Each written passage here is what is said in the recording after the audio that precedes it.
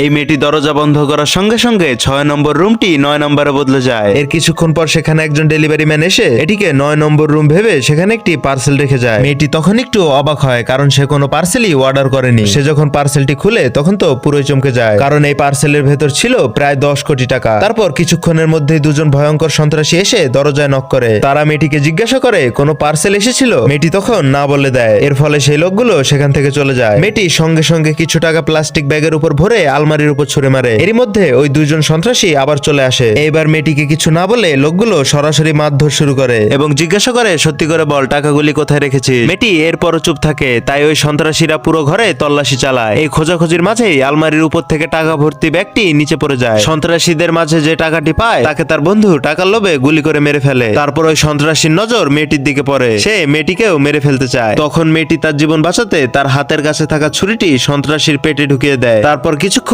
মেয়েটি বসে বসে পালিয়ে যাওয়ার চিন্তা করে, কিন্তু তখন তার মনে পড়ে ঘরের ভেতরে দুইটা লাশ রয়েছে। তাই সে তাড়াতাড়ি রুমের দিকে যেতে লাগে। তখন সে দরজায় দেখে বুঝতে পারে রুম নাম্বার 6 থেকে 9 বদলে গিয়েছিল। আর ঠিক এই কারণে টাকার পার্সেলটি তার কাছে এসে পৌঁছেছে। প্রথমে সে রক্ত পরিষ্কার করে এবং একটি লাশকে আলমারিতে আরেকটিকে ফ্রিজে রেখে দেয় এবং কোটি কোটি টাকা টয়লেটে লুকিয়ে রাখে। এবার দেশ ছেড়ে পালানোর জন্য তার একটা পাসপোর্টের প্রয়োজন ছিল। তাই সে